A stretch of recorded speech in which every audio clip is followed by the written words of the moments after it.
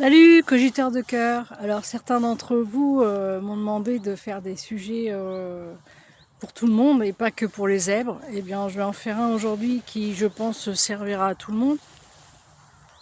Il m'est arrivé quelque chose d'assez particulier. J'étais dans un supermarché en train de choisir une tarte, un truc tout con. Et de l'autre côté du bac, il y avait un monsieur. Et ce monsieur, en fait, est-ce que je lui ai fait un sourire? Peut-être, parce que ça m'a fait rigoler, parce qu'on était tous les deux la tête dans le bac. Enfin, j'en sais rien, je pense pas que j'ai fait quoi que ce soit. Toujours est-il que ce monsieur a commencé à vouloir discuter avec moi. Bon, alors c'est un vieux monsieur, je discute avec lui. Physiquement, il m'intéresse pas du tout, mais je discutais avec lui parce que, voilà. Donc ce monsieur fait le tour du bac, on discute 2 minutes, et je lui dis que j'étais conseillère en aménagement de la maison. Et figure-toi que comme par hasard, ce monsieur commence à me dire ah mais je fais une maison en bois, j'ai mon architecte qui vient, je m'en sors plus, j'aurais besoin de conseils, etc., etc. Comme par hasard. Alors oui, vu comme ça, on pourrait se dire, ben oui, c'est gros comme une maison. Et oui, c'est gros comme une maison. Mais moi, étant serviable, je me suis dit, bah si je peux l'aider, je vais l'aider.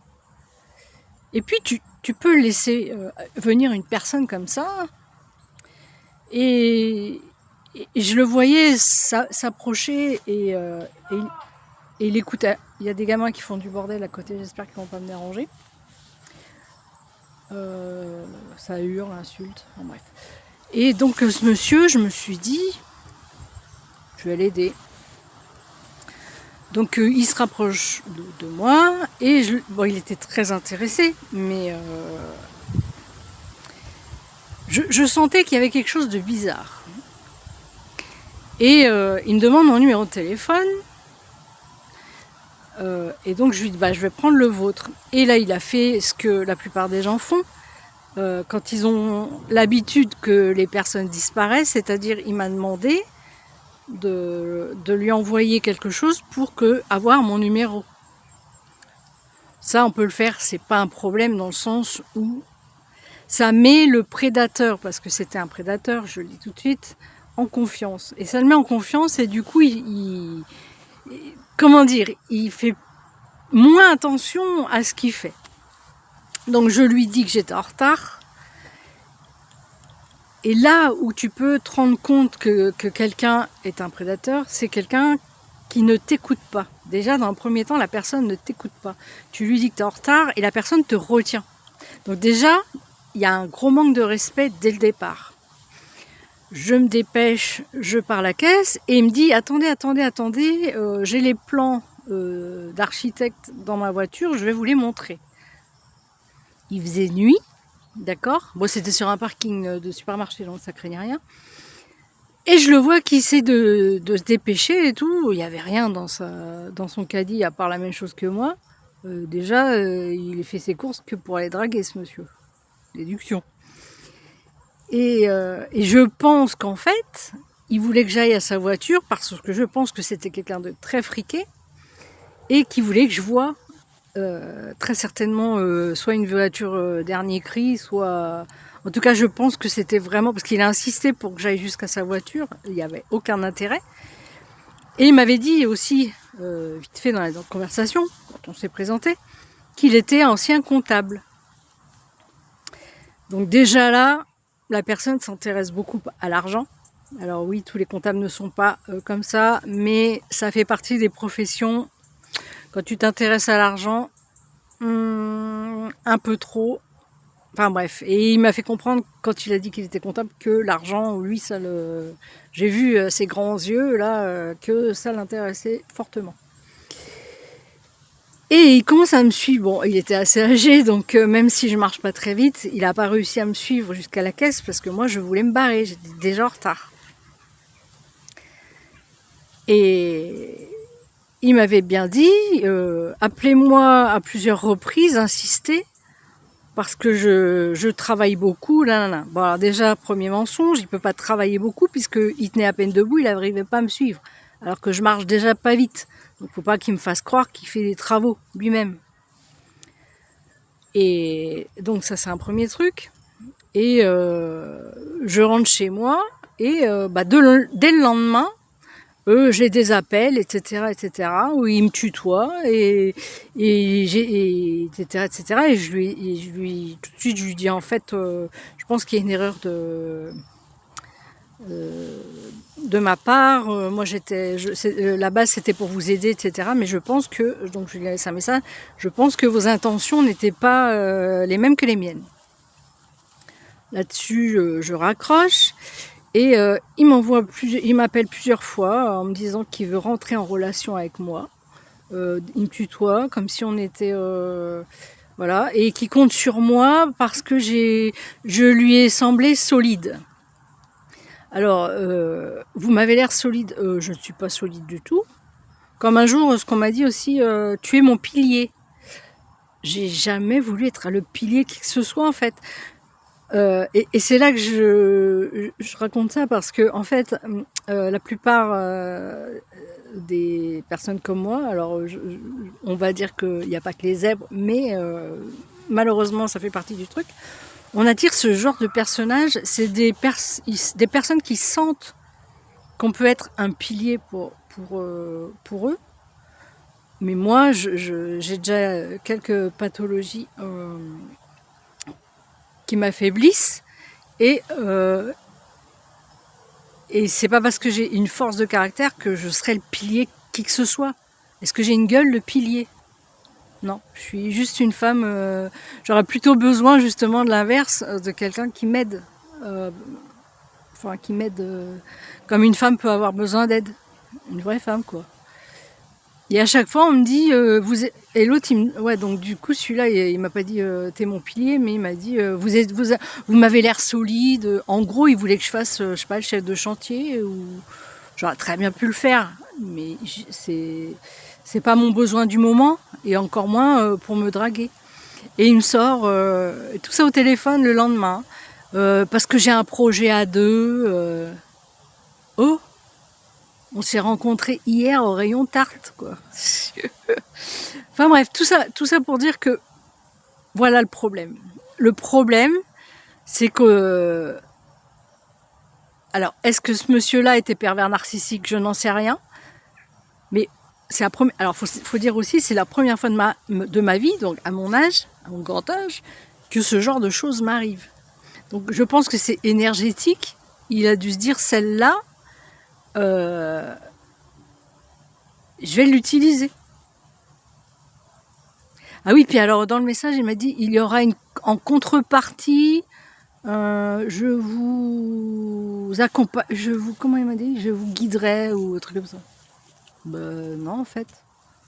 Déjà, oui, non, mais j'ai eu un message de dingue, comme si déjà on se connaissait, et je lui ai dit au téléphone, mais je ne vais pas aller chez quelqu'un que je ne connais pas, en plein milieu de rien. Enfin, de toute façon, j'ai bien senti que... Ce que je veux dire par là, c'est qu'il y a de grandes chances que cette personne était un pervers narcissique. Donc, les gens, les hommes, entre guillemets, qui m'abordent, ça va jamais être des gens bien, avec un petit peu de timidité, avec un peu de respect. Ça va être ce genre de personne, c'est-à-dire ce genre de personne qui doute de rien. Parce que, lui, dans son cas, je pense qu'il avait de l'argent. Donc, il a de l'argent. Il se dit, je vais lui proposer une contrepartie. Oh, il n'y a pas marqué péripapépicienne, hein. Jamais de la vie, en fait. Mais le gars, il t'écoute pas, tu lui parles, tu dis que t'es en retard, il insiste. En plus, je lui avais dit, j'ai pas de temps pour l'instant. Le lendemain, il te rappelle, il insiste. Il commence à te raconter sa vie et à t'inclure comme si t'étais, ça y est, c'était sa femme, quoi. Quand on rencontre des gens, il faut, je crois, faire attention au casting. C'est un casting, un mauvais casting. Voilà, c'est tout. Donc, quand vous rencontrez quelqu'un, alors ça, par contre, ce que j'ai appris et qui n'était pas dans mon esprit à moi, c'est que quand on rencontre des gens, ils ont un intérêt. Chacun y a un intérêt. Donc,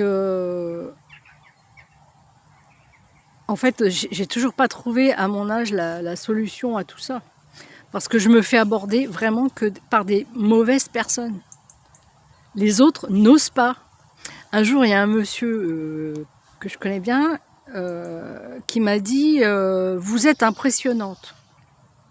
Moi, ça me fait rire. Enfin, ça me fait rire. Ce qu'on renvoie à l'autre n'est pas forcément la vérité, en fait. N'est pas forcément... comment dire? Par exemple, ce monsieur qui m'a dit vous êtes impressionnante, je pense que c'est quelqu'un de timide et qui est impressionné peut-être par pas grand-chose, en fait. Après, il y a ma façon d'être. C'est vrai que je suis pas, on va dire, je dégage pas la petite chose fragile qui a à secourir, alors que si, quelque part.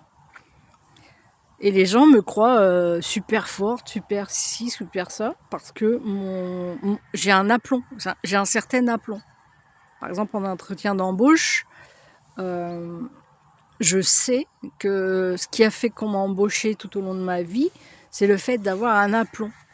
D'ailleurs, je te donne un conseil, si un jour toi ou quelqu'un d'autre de ta famille a besoin de passer un entretien d'embauche, le fait d'avoir un certain aplomb dans la discussion permet d'être embauché plus facilement.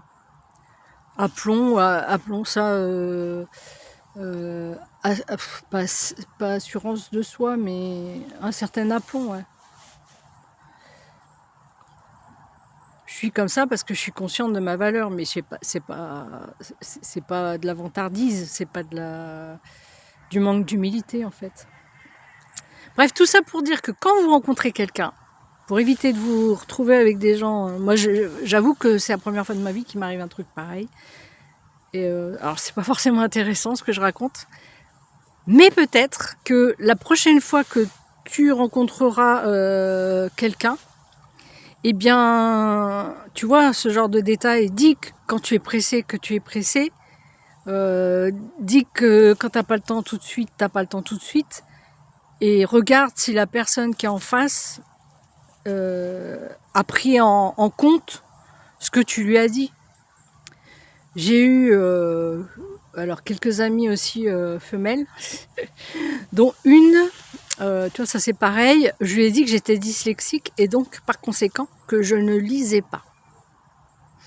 Eh bien, 15 000 fois, elle m'a dit « Oh, tu devrais, j'ai lu un truc, c'est vachement bien, tu devrais. » Tu peux pas être ami ou en relation avec quelqu'un qui n'enregistre pas ce que tu lui dis. Tu devrais lire ci, tu devrais lire ça. Je ne lis pas, je suis dyslexique et j'en ai pas l'intérêt en fait. Moi, j'écoute et je regarde des vidéos. Voilà. Un critère de choix de l'autre, c'est est-ce que la personne en face intègre mes besoins, ce que je suis en train de vivre et est-ce qu'elle enregistre surtout ce que je lui dis. Si la personne n'enregistre pas ce que tu lui dis, c'est qu'elle en a rien à foutre en fait. Elle ne sait pas écouter. Donc le jour où tu auras besoin, ça peut être en amitié ou en amour, hein, le jour où tu auras besoin de cette personne, ben, elle ne prendra pas en compte ce que tu as à lui dire. Bon allez, c'est tout, j'arrête, parce que c'est peut-être un peu long, ouais, 13 minutes pour une vidéo qui peut-être ne servira à personne. Mais réfléchis à la première rencontre que tu fais, aux discussions. Finalement, ce monsieur m'a donné beaucoup d'indices que ce serait peut-être un pervers narcissique, j'en sais rien, mais il y a de grandes chances pour qu'il soit aussi peu attentif à ce que... Le seul truc qu'il a été attentif, c'est de me dire un truc qui avait un rapport avec ce que je sais faire. Voilà, je lui ai dit que j'avais des connaissances en aménagement de la maison et comme par hasard, il avait sa maison aménagée et il se sentait pas et c'était difficile et voilà. Et après, il me dit qu'il a un projet à deux. Donc en fait, déjà, il y a plusieurs discours. Ou c'est désintéressé, je viens de lui donner un coup de main.